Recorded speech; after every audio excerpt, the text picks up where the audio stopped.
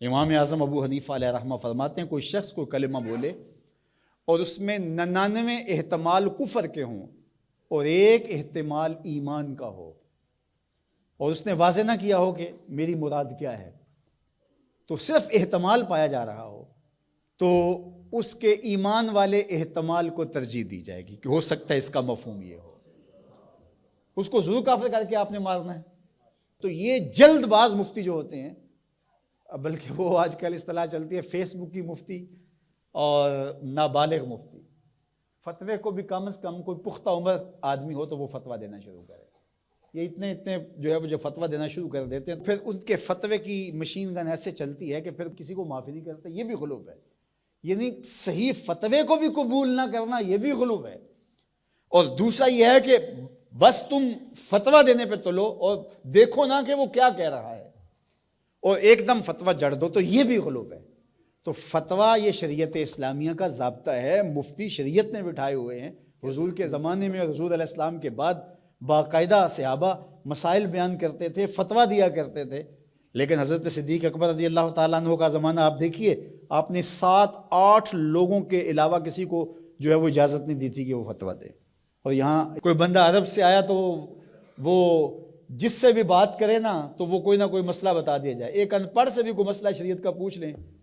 تو وہ بھی اس کے بارے میں کوئی نہ کوئی بتا دے گا۔ اور اسی طرح کوئی مرض ہو، وہ آج کل وہ کرونا وائرس چل رہا ہے نا، تو اس کے اتنے علاج آگے ہیں کہ ابھی تک جو دنیا کے ماہرین بیٹھے ہیں سر جوڑ کے، ان کو بھی نہیں پتا جو علاج یہاں موجود ہیں۔ کوئی کہتا ہے پیاز کھاؤ تو ختم ہو جائے گا، کوئی کہتا ہے فلاں چیز کھاؤ تو ختم ہو جائے گا۔ تو وہ کوئی بندہ عرب سے آیا یہاں، تو واپس جب گیا تو کہا کہ آپ وہاں گئے تھے بر صغیر میں، تو وہاں کے لوگوں کے حوال سناؤ، تو اس نے کہا کلو طبیب کلو مفتی، سارے کے سارے ڈاکٹر ہیں اور سارے مفتی ہیں۔ فتویٰ بھی ہر بندہ دیتا ہے اور ہر بندہ جو ہے وہ کوئی نہ کوئی نسخہ بھی بتا دیتا ہے۔ میں ایک دن لڑکوں کو بتا رہا تھا کہ میں شوگر کی وجہ سے، وہ ظاہر ہے یہ ایک ایسا مرض ہے کہ جو ظاہر ضرور ہو جاتا ہے، کہیں چائے ہو تو جی یا اس میں چینی نہ ڈالنا، یہ چیز نہ دینا، تو پتہ چل جاتا ہے شوگر ہے۔ میں نے کہا میرے پاس شوگر کے اتنے نسخے آ گئے ہیں کہ اگر میں چاہوں تو جو ہے وہ اس پر کئی جلدوں میں کتاب لکھی جا سکتی ہے۔ تو یہ نہیں ہے، یہ اسی کا حق ہے جو اللہ کے محبوب علیہ الصلوۃ والسلام نے صحابی سے فرمایا کہ جاؤ فلاں ڈاکٹر، اس زمانے کا طبیب تھا، فرمایا اس کے پاس جاؤ، وہ تمہیں کھجوریں دے گا۔ یعنی علاج بھی خود بتایا لیکن فرمایا اس کے پاس جاؤ۔ اللہ اکبر، یہ میرے حضور نے راہ عمل دیا، اور اگر میرے حضور اس کے پاس نہ بھیجتے، کسی ڈاکٹر کی دکان ہی نہ چلتی، کسی حکیم کا کاروبار ہی نہ چلتا، تو تم میڈیکل سٹور سے لے کر دوائی نہیں کھا سکتے، تمہیں ڈاکٹر اور طبیب کے پاس جا کے جو ہے وہ لینا پڑے گا۔ تو یہ فتویٰ بازی اور فتویٰ یہ دو الگ الگ چیزیں ہیں۔ یعنی ایک طبقہ وہ ہے کہ جو اس غلو میں آ جاتا ہے کہ کسی کی زبان سے کوئی بات نکلی نہیں ہے، اس کا مفہوم بھی واضح نہیں ہوتا تو اس پہ فتویٰ دے دیتے ہیں۔ اور دوسرا طبقہ یہ ہے کہ وہ صحیح فتوے کو بھی رد کر دیتے ہیں، یعنی وہ کہتے ہیں چھوڑو جی یہ فتویٰ بازی ہے، یہ وہ فتویٰ بازی کہہ کے شریعت کا کوئی پھر مسئلہ ہی نہیں بتا سکتا، پھر مفتی ہوتا ہے کس لیے ہے؟ تو مفتی کا تو کام فتویٰ دینا ہے، جہاں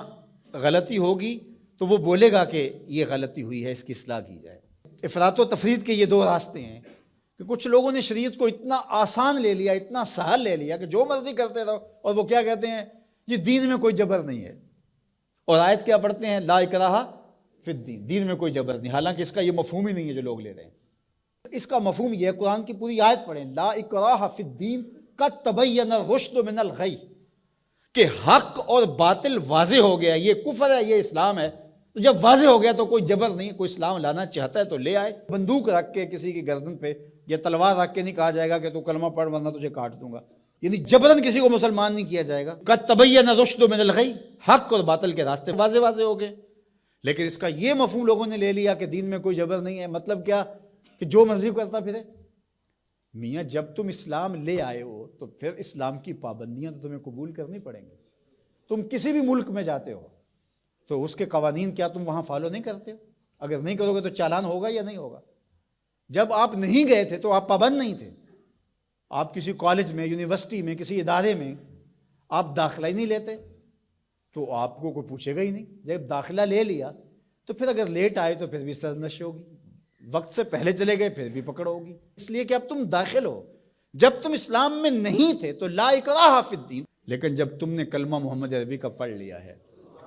تو پھر تمہیں نماز بھی پڑھنی ہوگی، تمہیں روزے بھی رکھنے ہوں گے، اور تمہیں شریعت کے احکام کو اپنے اوپر نافذ کرنا ہوگا۔